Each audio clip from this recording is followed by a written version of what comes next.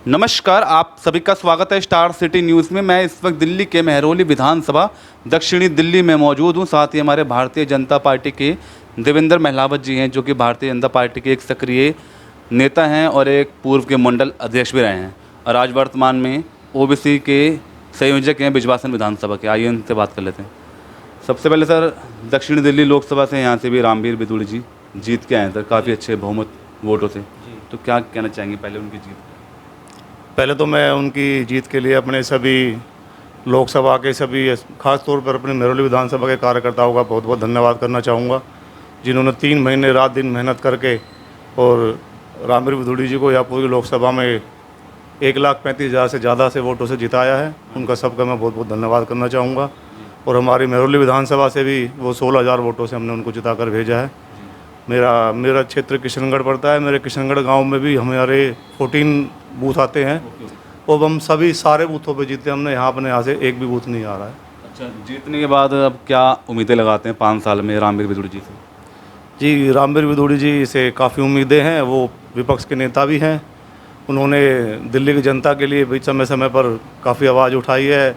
शराब घोटाला जो आज अरविंद केजरीवाल जी मुख्यमंत्री जो जेल में बंद है, उन्होंने उसके लिए काफ़ी प्रयास किया था और शराब घोटाले को उजागर करने वाले रामवीर बिदूड़ी जी हैं, जिनकी वजह से आज ये शराब का घोटाला उजागर हुआ है और जनता जागरूक हुई है। सर, महरौली विधानसभा के लिए क्या क्या आप ज़रूरतें इन क्षेत्रों के लिए और क्या आगे काम करेंगे विकास रामवीर जी? जी, पहले हमारे कुछ 10 साल में हमारे रमेश बिदूड़ी जी सांसद थे, उन्होंने काम किए हैं काफ़ी अच्छे। जो काम अभी रह गए हैं उनको अब हम रामवीर बिदूड़ी जी से पूरा कराएंगे। हमारे क्षेत्र के कुछ मेरे अपने गाँव के कुछ समस्याएँ हैं। 2 तालाब हैं हमारे, हमने उनके नॉलेज में डाला हुआ है, उनको दिखाया हुआ है। कुछ हमारे गांव में पानी की कुछ ज़्यादा समस्याएं हैं, रोड वगैरह सब टूटे हुए हैं।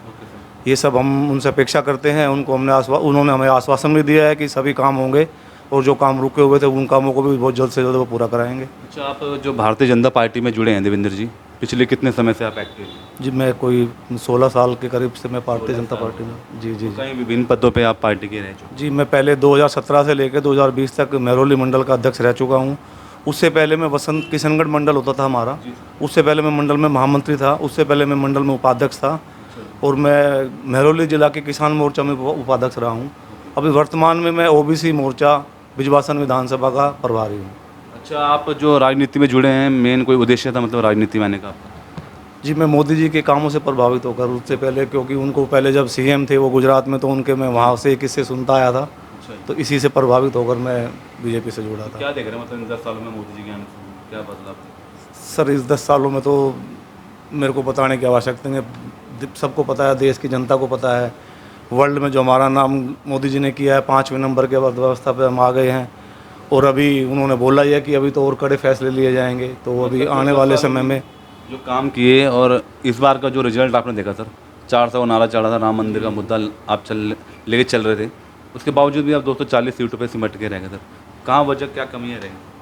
सर, कमियां तो ये है कि ये देखो, आप विपक्ष सारे जो विपक्ष एक हुआ, विपक्ष इंडी गठबंधन, हम तो उसको इंडी बोलेंगे जी। हम प्रधानमंत्री जी इंडी बोलते हैं।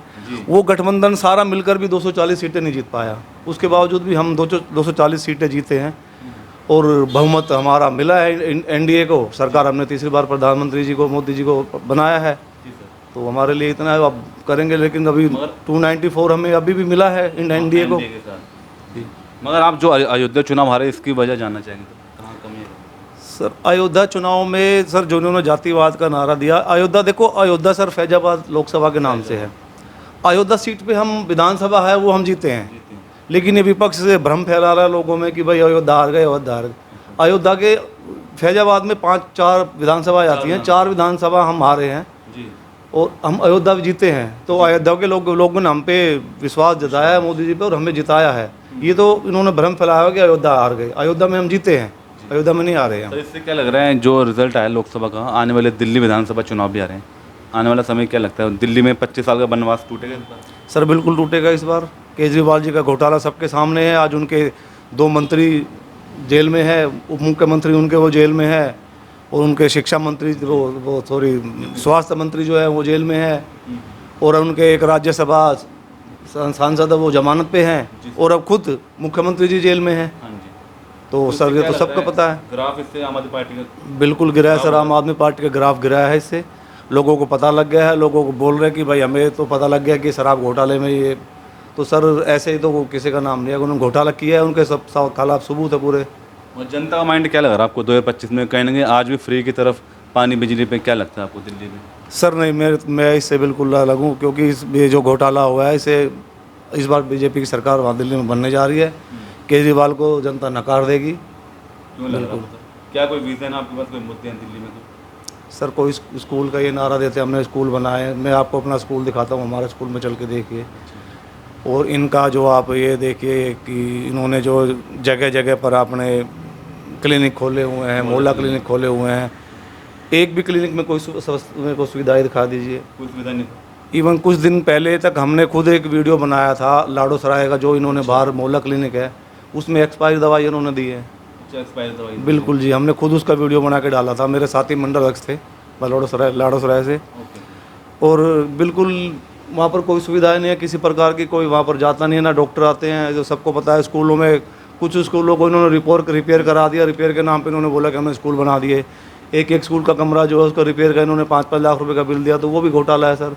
जल बोर्ड घोटाला देख लीजिए, जो टैंकर माफिया इन्होंने बनाए हुए हैं। तो लोगों के बीच में आप जा रहे हैं, मतलब इन मुद्दों को लेके आप? बिल्कुल जा रहे हैं जी, इन मुद्दों को लेकर लोगों की समझ में भी आ रहा है कि वो जी इन्होंने बहुत गलत किया है। शराब घोटाले से लोगों में बहुत रोष है। और क्या मैसेज अपने दर्शकों को देना चाहेंगे देवेंद्र भाई? सर मैं मैसेज ये देना चाहूँगा जी कि केजरीवाल का घोटाला उजागर हो गया है, आप लोग समझिए उसकी हरकतों को।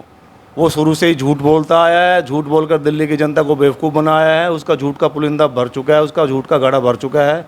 अब जनता जागरूक हो गई है। मैं आप लोगों से भी विनती करता हूँ कि आप लोग भी फ्री के चक्कर में ना रहिए, जनता को जागरूक करिए और इस बार बीजेपी की सरकार पूरे बहुमत से बनाइए।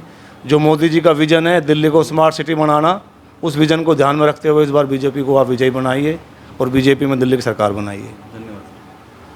तो ये हमारी सीधी बात देवेंद्र महलावत जी से, स्टार सिटी के साथ मैं जितेंद्र गुप्ता।